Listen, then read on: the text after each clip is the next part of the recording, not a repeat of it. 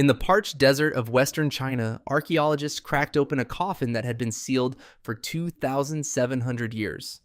Inside was a man, blue-eyed, around 45 years old. He had been buried with a harp, a set of horse bridles, and nearly 800 grams of cannabis that had somehow stayed green for 27 centuries in the ground. The tomb belonged to a shaman. The cannabis was a going-away gift. Whoever packed this man into the earth made sure he'd have enough supplies for the other side. But he wasn't the first. The story starts roughly 12,000 years ago, somewhere in East Asia at the dawn of farming, when human beings looked at a plant and decided it was worth growing. That plant was cannabis. It could be turned into rope, woven into cloth, eaten for food, pressed into oil, and used as medicine, not a crop. The ancient equivalent of finding a Swiss Army knife growing out of the ground. One of the earliest written records appears in a Chinese text called the Pensao Qing, traditionally attributed to the legendary Emperor Shen Nung and considered one of the world's first medical handbooks. It recommended cannabis for joint pain, for malaria, for conditions that no other plant in the pharmacopoeia could touch. From China, cannabis moved west along the Silk Road, carried by merchants alongside silk and spices through the mountain passes of Central Asia.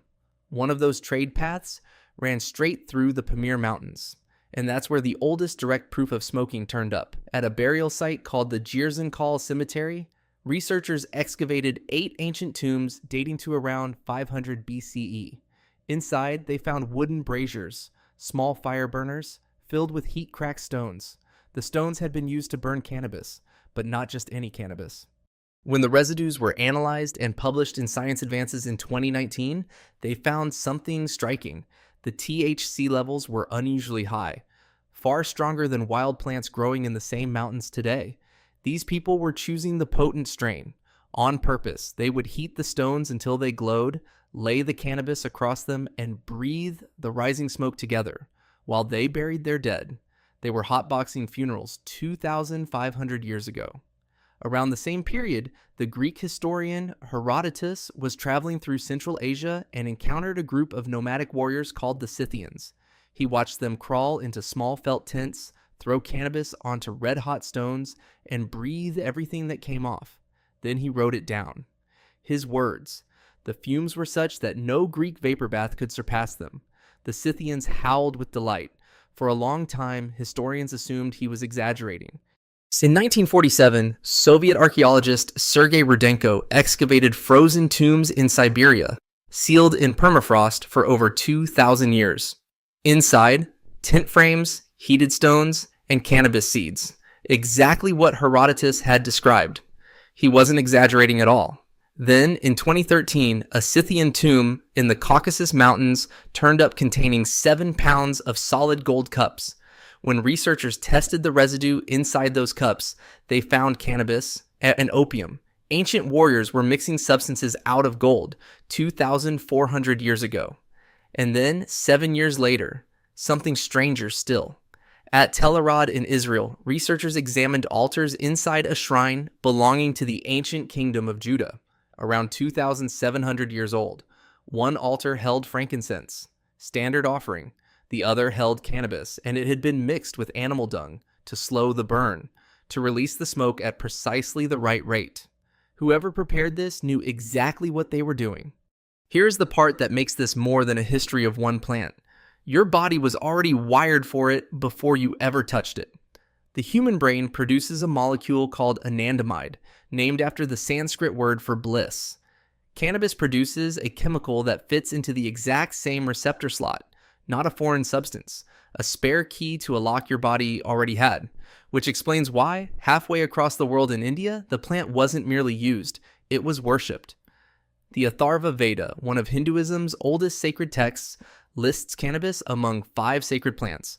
Lord Shiva, one of the most powerful figures in the entire tradition, is called the Lord of Bhang, a drink made from cannabis leaves and milk. The myth says that after Shiva swallowed a poison that could have ended the world, it was Bhang that brought him back to calm. People still make the same drink during Holi and Shivaratri today, nearly 3,000 years later. The plant kept moving. In China, around 200 CE, a physician named Hua Tuo mixed cannabis with wine and gave it to his patients before surgery. They felt nothing. This was 1,800 years before modern anesthesia, but being ahead of your time has always been dangerous. Hua Tuo was eventually summoned by Cao Cao, and one of the most powerful warlords in Chinese history, who suffered from severe headaches and demanded a personal physician. Hua Tuo wanted to go home, to practice medicine, to treat ordinary people. Cao Cao took that as an insult. He had Hua Tuo arrested, tried, and executed. In his final days, Hua Tuo tried to pass his medical writings to a prison guard. His formulas, his techniques, the knowledge he had spent a lifetime accumulating. The guard was too afraid to take them. So Hua Tuo burned everything himself. The formula died with him. No one has reconstructed it since. And then there is the story that sounds invented, but isn't. In the Congo, a warlike tribe encountered cannabis and did something no one expected. They stopped fighting. They disbanded their old structures, reorganized their entire society around the plant, and renamed themselves the Bina Riamba, the Sons of Hemp. Their territory became Lubuku. The word means friendship. Their greeting became Moyo, a single word that meant both hemp and life, because to them there was no difference between the two. By the time Europeans were crossing the Atlantic, cannabis had been a backbone crop on the continent for centuries. Ships ran on it. Rope, rigging, and sails. The entire age of exploration was partially held together by hemp fiber. When settlers arrived in the Americas, bringing hemp cultivation wasn't a statement. It was practical, like bringing wheat, but tobacco was more profitable. Farmers kept choosing it. The colonial government kept asking them to plant hemp. Nobody wanted to grow something that paid less. Eventually, the Virginia Assembly stopped asking nicely. It passed a law making hemp cultivation mandatory. Not encouraged, required. That's how essential it was. For the next 2 centuries, cannabis was simply a part of American life. Then, in 1930, a man named Harry Anslinger became head of the Federal Bureau of Narcotics. He would hold the position for 32 years. Anslinger tied cannabis to Black Americans, to Mexicans, to Filipinos. He claimed it made minorities, in his words, forget their place. He personally targeted Billie Holiday, not for drugs, but for performing Strange Fruit, a protest song about lynching that made powerful people uncomfortable. He stopped using the word cannabis and started using marijuana because the word sounded foreign, and frightening people was the whole point. He kept a folder of fabricated police reports, the Gore files, on linking the plant to violence and insanity. He consulted dozens of doctors. Most said cannabis posed no serious danger. He ignored them and found one who agreed with him. In 1937, the Marijuana Tax Act passed. In 1970, Nixon placed it on Schedule 1, the same legal category as heroin. A plant human beings had been cultivating since before they invented writing was now, officially, one of the most dangerous substances on Earth. Years later, Nixon's own domestic policy advisor, John Ehrlichman, described the reasoning in an interview with unusual clarity. He said the administration had wanted to go after 2 groups, anti-war protesters and Black communities. They couldn't make it illegal to oppose a war or to be Black, but they could tie marijuana to one group and heroin to the other, criminalize both, and arrest whoever they wanted. That is not speculation.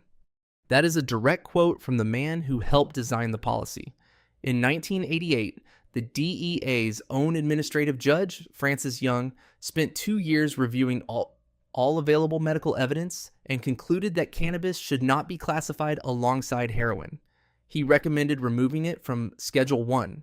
The DEA rejected his recommendation and kept it exactly where it was. Cannabis has been part of human life for roughly 12,000 years. It has been illegal for about 90. That is less than 1% of its history with us. For virtually all of recorded time, this plant was simply present. You made rope from it in the morning and burned it at a funeral in the evening. A tribe in Central Africa rebuilt their entire world around it and found a single word that meant both hemp and life, because they saw no reason to have two. And the shaman in the desert, the one with the harp and the horse bridles, and the 2 pounds of cannabis packed beside him for the journey. He knew nothing of drug schedules or political agendas. He simply knew the plant did something worth keeping.